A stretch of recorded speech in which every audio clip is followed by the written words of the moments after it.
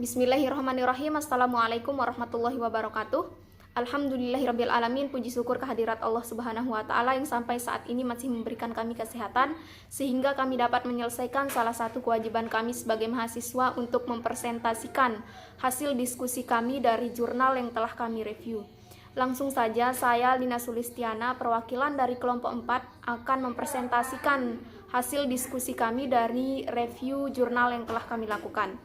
Jurnal pertama yang kami review di sini yaitu jurnal Scopus, di mana jurnal ini merupakan jurnal Food Research International dari halaman 1 sampai dengan 9 yang diterbitkan pada tahun 2020 oleh Marcia.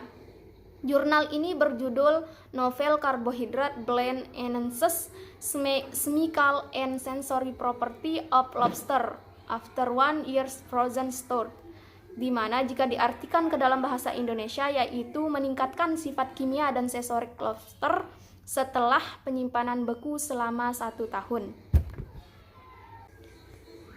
Selanjutnya, permasalahan dari penelitian ini yaitu lobster yang dibekukan dalam cryoprotectant menunjukkan peningkatan kelembutan dibandingkan dengan kontrol yang dibekukan dalam air. Daging lobster yang diberi perlakuan kombinasi campuran karbohidrat dan STPP memiliki lebih rendah dibandingkan kontrol. Selain itu, konsumen lebih memiliki lobster beku dalam campuran cryoprotectant baru dan STPP sehubungan dengan rasa, tekstur, dan penerimaan keseluruhan dibandingkan dengan kontrol.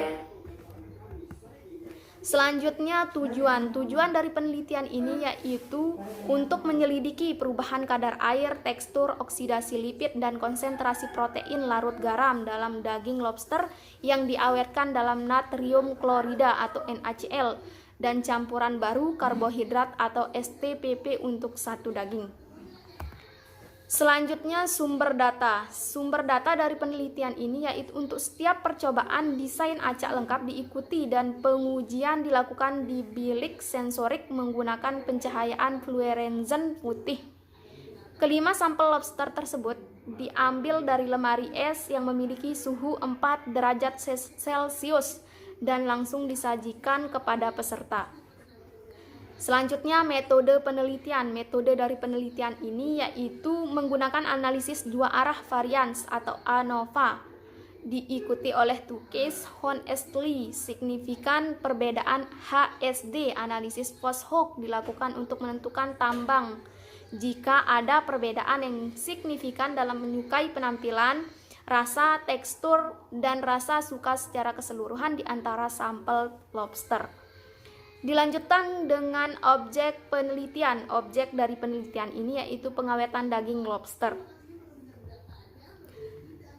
Selanjutnya yaitu hasil dari penelitian ini yaitu tidak ada perbedaan antara perlakuan yang berkaitan dengan kadar malondialdehida sebagai ukuran oksidasi lipid. Lobster yang dibekukan dalam cryoprotectant.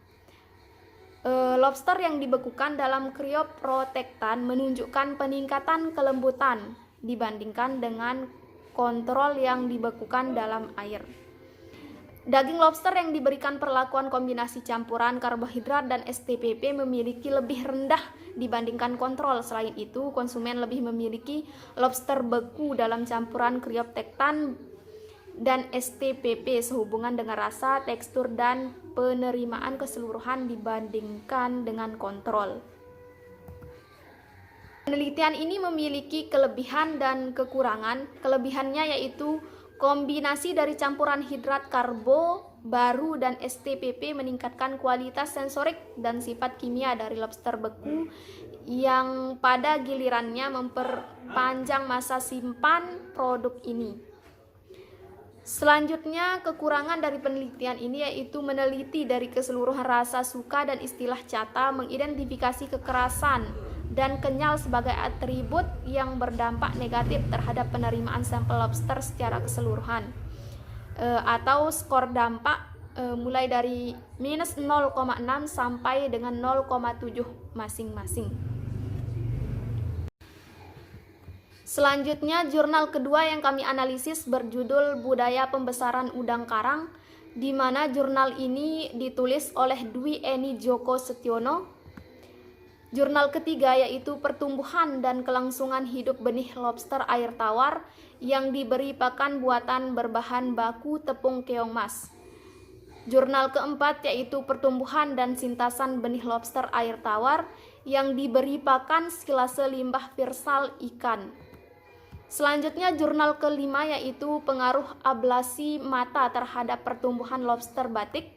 Yang keenam yaitu Analisis Pengaruh Sumber Daya Manusia, Kesadaran Lingkungan, dan Modal Sosial terhadap Kinerja Nelayan Lobster di Kecamatan Bungomas, Kabupaten Bengkulu Selatan. Selanjutnya yaitu jurnal ketujuh yang kami analisis berjudul Aspek Reproduksi Lobster di Perairan Teluk Ekas, Pulau Lombok. Jurnal ke-8 yaitu Keanekaragaman dan Potensi Lobster di Pantai Pamenggepuk, Garut Selatan, Jawa Barat. Dan jurnal ke-9 yaitu Pengelolaan Perikanan Lobster dengan metode ekosistem approach to fish maintenance di Kabupaten Sumelelu. Jurnal ke-10 yaitu berjudul Fenomena Pertumbuhan dan Kelulusan Kehidupan Lobster Air Tawar Capit Merah. Jurnal ke-11 yaitu Aspek Biologi dan Pemetaan Daerah Penangkapan Lobster di Perairan Kampung Aquadiomi, Distrik Yur, Kabupaten Nabire. Selanjutnya jurnal ke-12 yaitu Kebiasaan Makan Beberapa Sipini Lobster di Teluk Gerupuk dan Teluk Bumbang. Dilanjutkan dengan jurnal ke-13 yang berjudul Strategi Pengembangan Usaha Budidaya Lobster Air Tawar di Sulawesi Selatan. Jurnal ke-14 berjudul Pertumbuhan Lobster Batu